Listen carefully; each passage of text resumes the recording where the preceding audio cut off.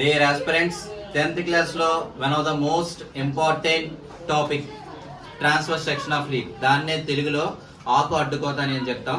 ఇక్కడ మనం మీరు అబ్జర్వ్ చేసినట్లయితే దాని తాలూకా డయాగ్రామ్ అనేది గీయడం జరిగింది.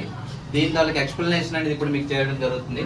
ఒక లీఫ్ ని తీసుకొని ఆ లీఫ్ ని మనం అడ్డగా అంటే ట్రాన్స్ఫర్స్ గా కట్ చేసి మైక్రోస్కోప్ లో చూస్తే దాని తాలూకా స్ట్రక్చర్ అనేది ఈ విధంగా కనిపిస్తుంది ఒక ఆకుని. సో ముందుగా the transfer section of leaf contain different types of parts. First of all, a outer layer is called cuticle. Cuticle means తెలుగులో అయితే అవభాష నేను చెప్తాం అనమాట. ఇది ఏం చేస్తుంది, protecting the whole part of the leaf, మొత్తం అంతటిని కూడా నువ్వు ప్రొటెక్ట్ చేసే one of the layer is called cuticle. After that, two epidermis are present in the transverse section of leaf. Upper part of the epidermis is called upper epidermis. Lower part of the epidermis is called lower epidermis. అనగా పై భాగంలో ఆకు పై భాగం ఉండే బాహ్య చర్మాన్ని ఏమంటారంటే ఓటో బాహ్య చర్మం అంటాం. కింద ఉండే బాహ్య చర్మాన్ని అదో బాహ్య చర్మం అంటాం. The upper and lower middle of the tissue is called mesophyll.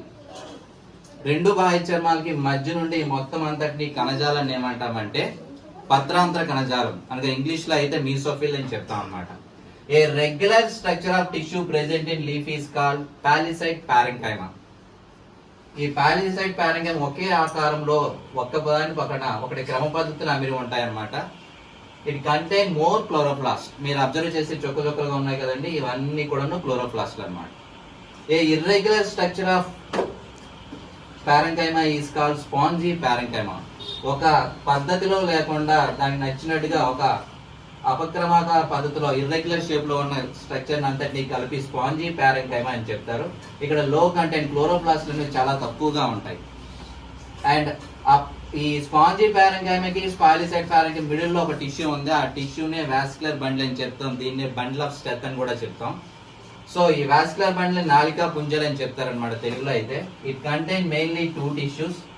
Upper part లో ఉండేదాన్ని ఏమన్నా జైలం అంటాం, దీన్నే తెలుగులో దారు అంటాం. లోవర్ పార్ట్ లో ఉన్నదాన్ని ఫ్లోయం అని చెప్తాం, అనగా పోషక కణజాలం అని చెప్తాం. Xylem is a hard tissue, ఇది దృఢ కణజాలం. ఫ్లోయం అనేది స్మూత్ టిష్యూ, మృదు కణజాలం, మెత్తగా ఉంటుంది అనమాట. జైలం అనేది ఏం చేస్తుంది, వాటర్ ని మినరల్స్ ని ట్రాన్స్పోర్ట్ చేస్తుంది, అంటే నీటిని మినరల్స్ ని ఒక ప్లేస్ నుంచి ఇంకో ప్లేస్ ట్రాన్స్పోర్ట్ చేస్తే. ఫ్లోయం అనేది పోషక పదార్థాలను ఒక స్థలం నుంచి ఇంకో స్థలానికి, one place to another place movement అనమాట. వీటన్నిటితో పాటు అప్పర్ ఎపిడెర్మిస్ అంటే అదో బాహ్య చర్మంలో it contain mainly more stomata present. పత్ర రంధ్రాలు అనేవి ప్రెసెంట్ అయి ఉంటాయి. ఈ పత్ర రంధ్రాలు ఏం చేస్తాయంటే ఎక్స్చేంజ్ ఆఫ్ గ్యాసెస్, అంటే లైక్ వ్యాపన పద్ధతిలో ఒక ప్లేస్ నుంచి ఇంకో ప్లేస్ కి వాయువుల వినిమయం అని చెప్తాం అనమాట. ఇక్కడ ఏంటంటే రెండు గాడ్ సెల్స్ ఉంటాయి. ఈ గాడ్ సెల్ చిక్కుడు గింజ ఆకారంలో ఉంటాయి, లేకపోతే మూత్రపిండ ఆకారంలో ఉంటాయి. ఇది డైకాట్ లో అలాగ ఉంటాయి. అదే మోనోకాట్ వస్తే ఏకదళ బీజాల్లో అయితే డంబెల్ షేప్ లో ఉంటాయి అన్నమాట. ఈ రెంబెల్ షేప్ లో ఉన్న వీటి ద్వారా ఏమవుతుందంటే exchange of gas, oxygen and CO2 అనేది అటు ఇటు వెళ్తూ ఇలాంటి గాలి గదులు అంటే ఎయిర్ స్పేస్ అనేవి ఫామ్ అవుతాయి అన్నమాట. ఈ విధంగా మనం ట్రాన్స్ఫర్ సెక్షన్ ఆఫ్ లీఫ్ ని చెప్పుకోవచ్చు.